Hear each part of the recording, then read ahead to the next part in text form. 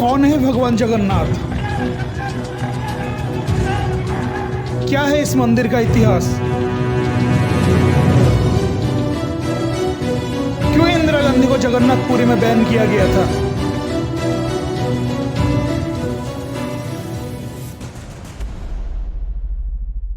नमस्कार दोस्तों, 24/7 विद्या में आपका स्वागत है।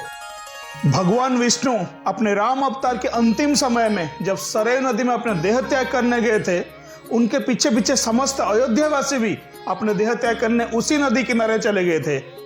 पुराणों के अनुसार ये सारे लोग भगवान राम के सेवा हेतु ही ब्रह्मदेव की आज्ञा से स्वर्गलोक से आए थे और फिर भगवान राम के आदेश के अनुसार ही सब लोग अपने अपने लोग वापस चले गए थे।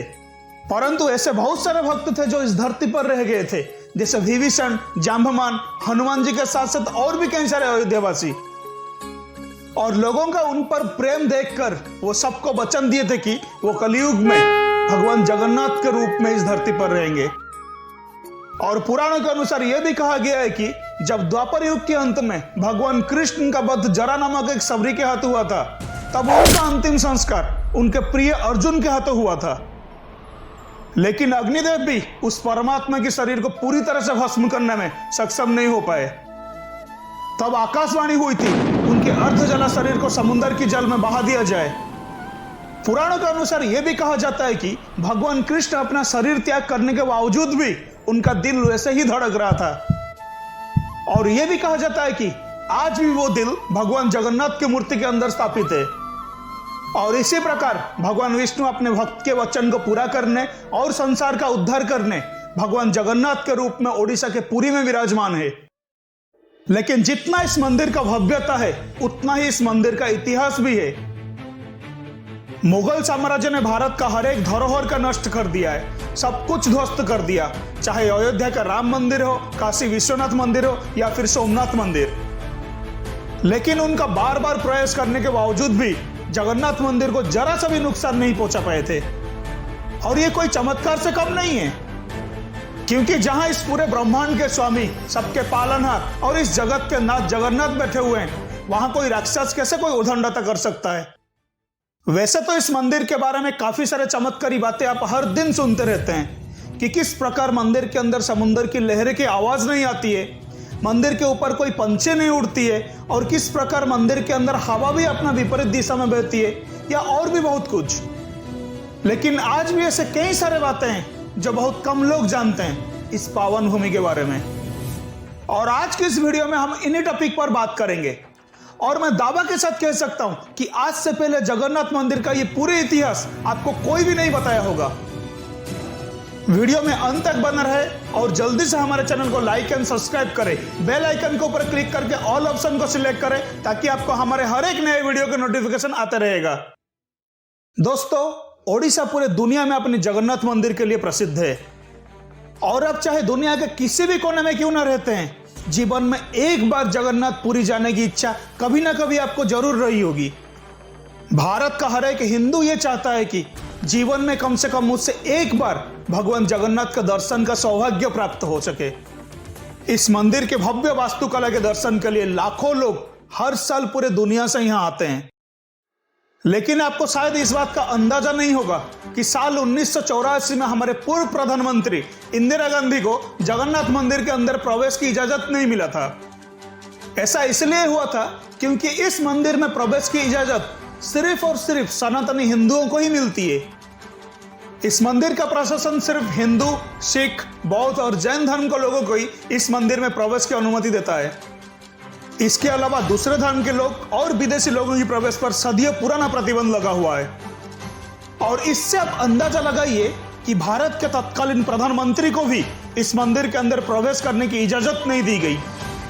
अगर भारत के प्रधानमंत्री हिंदू नहीं है तो इस मंदिर में प्रवेश नहीं कर सकता है। जगन्नाथ मंदिर के पुजारियों का कहना है कि इंदिरा गांधी का विवाह एक पारसी फिरोज जहांगीर गांधी से हुआ था, इसलिए विवाह के बाद वो हिंदू नहीं रही और इस वजह से उन्हें मंदिर के अंदर प्रवेश नहीं दिया गया। उसके बाद गांधी परिवार का कोई भी सदस्य आज तक जगन्नाथ मंदिर के अंदर प्रवेश करने की हिम्मत नहीं जुटा पाया।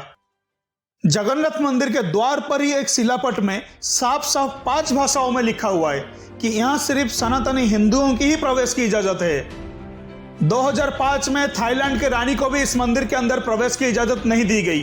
वो बौद्ध धर्म की थी, लेकिन वो विदेशी होने की वजह से उन्हें प्रवेश की अनुमति नहीं मिली। सिर्फ भारत के बौद्ध धर्म के लोगों को ही इस मंदिर में प्रवेश की अनुमति है। साल 2006 में स्विट्जरलैंड के एक नागरिक ने जगन्नाथ मंदिर को 1,78,00,000 रुपया दान दिए थे, लेकिन ईसाई होने की वजह से उन्हें भी इस मंदिर के अंदर प्रवेश होने की अनुमति नहीं दी गई। यानी पैसा हो या राजनीति ताकत, जगन्नाथ मंदिर में किसी का राज नहीं चलती है। पर ऐसा क्यों हो रहा है? मंदिरों में तो सबका अधिकार है। भारत के या फिर किसी और देश के हिंदू मंदिरों में ये रूल्स नहीं होते हैं। फिर जगन्नाथ मंदिर में ऐसा रूल्स क्यों है? या फिर इसके पीछे कोई और इतिहास वजह है? क्या हो सकता है? आइए जानते हैं। इसकी वजह यह है कि जगन्नाथ मंदिर को 17 बार विदेशी हमलावर द्वारा लूटा गया।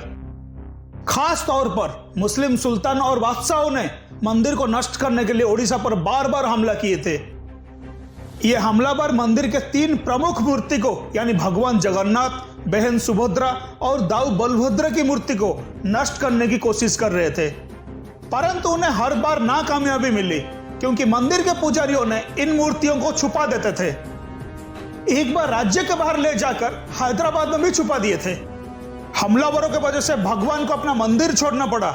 इस बात पर शायद आज कोई विश्वास नहीं करेगा, पर यही सत्य है।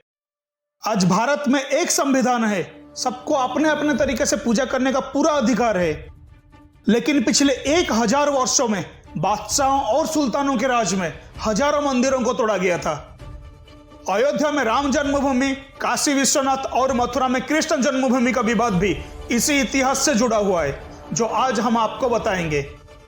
इन हमलावरों ने गुजरात में स्थित सोमनाथ मंदिर को भी कई बार तोड़ा था। सोमनाथ मंदिर के संघर्ष का इतिहास ज्यादातर लोगों को पता है, लेकिन जगन्नाथ मंदिर पर हुए हमला का इतिहास आज भी बहुत कम लोगों को जानकारी है। और इसकी जानकारी भी मंदिर के ऑफिशियल वेबसाइट पर मौजूद है। वेबसाइट के मुताबिक मंदिर और मूर्तियों को नष्ट करने के लिए 17 बार हमला किया गया।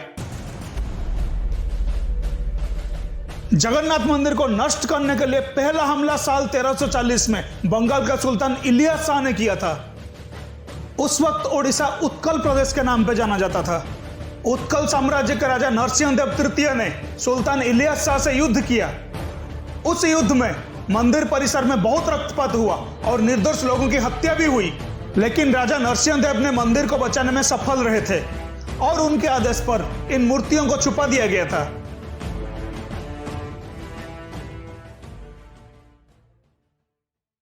इसके बाद साल 1360 में दिल्ली के सुल्तान फिरोज शाह तुगलक ने जगन्नाथ मंदिर पर दूसरा हमला किया था। फिर लगभग 150 साल के बाद तीसरा हमला साल 1509 में फिर से बंगाल के सुल्तान अलाउद्दीन हुसैन शाह के कमांडर इस्माइल गाजी ने किया था। उस वक्त ओडिशा पर सूर्यवंशी राजा प्रताप रुद्रदेव का राज था। इस हमले की खबर मिलते ही पुजारियों ने भगवान के मूर्तियों को पुरी से निकट मौजूद चिलिका लेक की एक द्वीप में छुपा दिया था। महाराजा प्रताप रुद्रदेव ने बंगाल के सुल्तान की सेनाओं को हुगली में हराया था और वहां से भागने पर उन्हें मजबूर कर दिया था। इसके बाद चौथा हमला साल 1568 में जगन्नाथ मंदिर पर सबसे बड़ा हमला हुआ था। यह हमला काला पहाड़ नामक एक अफगान हमलावर ने किया था। इस हमले से पहले ही एक बार फिर मूर्तियों को चिलिका के द्वीप में छुपाया गया था। फिर भी हमलावरों ने मंदिर के अन्य मूर्तियों को जलाकर नष्ट कर दिया था। इसमें मंदिर को काफी नुकसान पहुंचा था और वो साल उत्कल के इतिहास में निर्णायक रहा। इस साल के युद्ध के बाद ओडिशा सीधे इस्लामिक शासन के तहत आ गया था। साल 1592 उस वक्त उत्कल के सुल्तान ईसा के बेटे उस्मान और कुत्तू खान के बेटे सुलेमान ने मंदिर पर 5वां हमला किया। तभी पुजारियों ने मंदिर के मेन मूर्ति को फिर से छुपाने में कामयाब हुए थे, लेकिन अन्य मूर्तियों को अपवित्र करके मंदिर को संपदा को लूट लिया गया था। फिर 1601 में बंगाल के नवाब इस्लाम खान के कमांडर मिर्जा खुरीम ने मंदिर पर 6वां हमला किया था। इस दौरान मूर्तियों को बचाने के लिए नाव से भार्गवी नदी के रास्ते कपिलेश्वर गांव में छुपा दिया गया था। बाद में उसे दूसरे जगह पर भी शिफ्ट कर दिया गया था।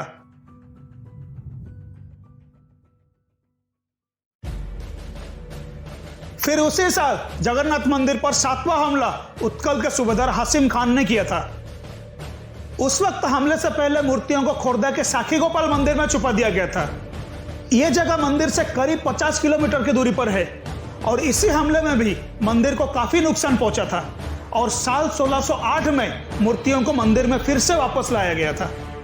8वीं हमला हासिम खान के सेना में काम करने वाला एक हिंदू जागीरदार ने किया था, परंतु उस वक्त मंदिर में मूर्तियां मौजूद नहीं थे।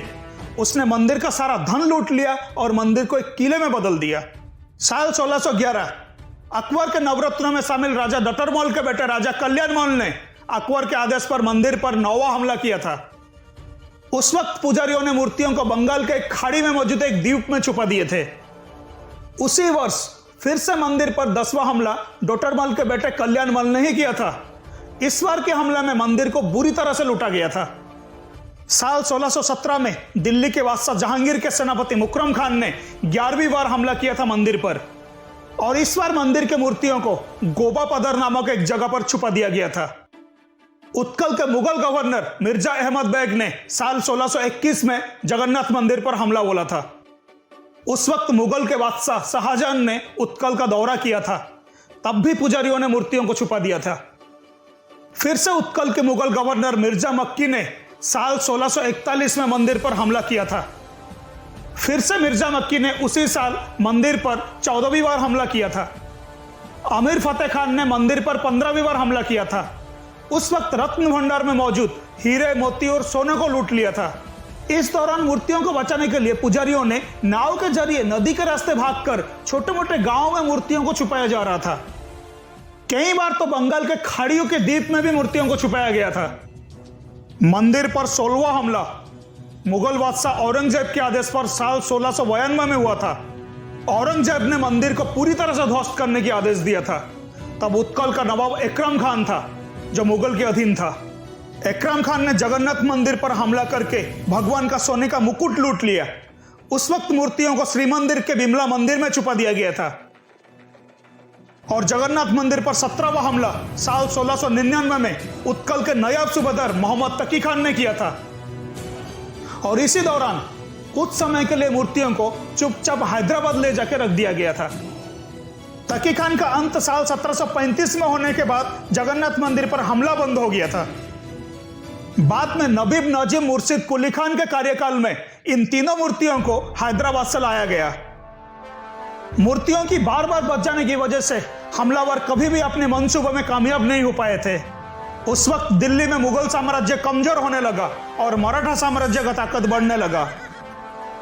तब जगन्नाथ मंदिर पर आया संकट किस तरह टल गया था और धीरे धीरे मंदिर का वैभव वापस लौट आ रहा था, लेकिन संघर्ष अब भी बाकी था। साल 1803 में ओडिशा ईस्ट इंडिया कंपनी और बाद में ब्रिटिश राज के अधीन आ गया था, जो साल 1947 तक चला। शुरुआत के दिन में ब्रिटिश सरकार ने मंदिर का कंट्रोल अपने हाथ में रखा था, परंतु क्रिश्चियन कम्युनिटी से होने के कारण कुछ ब्रिटिश ऑफिसर्स को यह बात सही नहीं लगा था, क्योंकि यह एक हिंदू मंदिर था। मंदिर और भगवान जगन्नाथ का गरिमा को देखते हुए ब्रिटिश सरकार ने नॉन इंटरफेरेंस पॉलिसी का पालन किया और मंदिर का जिम्मा हिंदुओं को सौंप दिया। पुरी के स्थानीय लोग मंदिर को बचाने की लगातार संघर्ष करते रहे और उत्कल के लोग इस मंदिर का सुरक्षित रहने को भगवान जगन्नाथ का चमत्कार मानने लगे। भारत के 4 धाम में से एक है जगन्नाथ मंदिर पुरी। हर हिंदू जीवन में एक बार जगन्नाथ मंदिर का दर्शन करना चाहता है।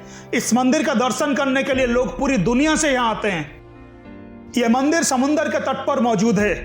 कहते हैं कि समुद्र की लहरों की आवाज इस मंदिर के अंदर शांत हो जाती है। इस मंदिर की वास्तुकला और इंजीनियरिंग की प्रशंसा पूरी दुनिया में की जाती है।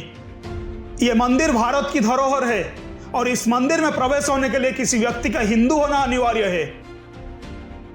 और यही कारण है कि साल 1984 में भारत के प्रधानमंत्री इंदिरा गांधी को भी यहां प्रवेश नहीं मिला था।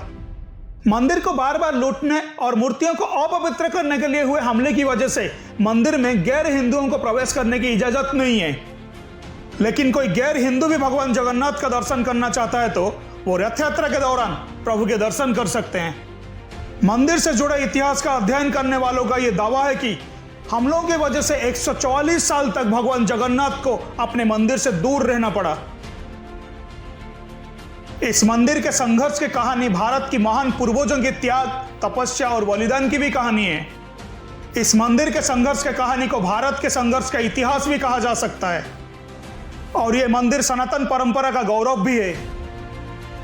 इस मंदिर का सबसे बड़ी बात यह है कि एक तरफ अयोध्या, काशी और मथुरा जैसे हिंदुओं के धार्मिक स्थल को विवादित बना दिया गया, तो वहीं दूसरी तरफ यह मंदिर आज भी सुरक्षित है। और यह सिर्फ भारतीय एकता और हिंदू धर्म का सबसे बड़ा प्रतीक भी है। और यह सिर्फ भगवान जगन्नाथ के चमत्कार से ही हुआ है। जीवन में एक बार जगन्नाथ मंदिर जरूर जाइए। दोस्तों, ये वीडियो आपको कैसा लगा नीचे कमेंट में बताइए और जल्दी से हमारे चैनल को लाइक एंड सब्सक्राइब करें और बेल आइकन के ऊपर क्लिक करके ऑल ऑप्शन को सिलेक्ट करें। आपको हमारे सारे नए वीडियो का नोटिफिकेशन आते रहेगा। आज के लिए बस इतना ही, हमें इजाजत दीजिए। अगले हफ्ते फिर मिलेंगे कुछ नए जानकारी के साथ। जय जगन्नाथ।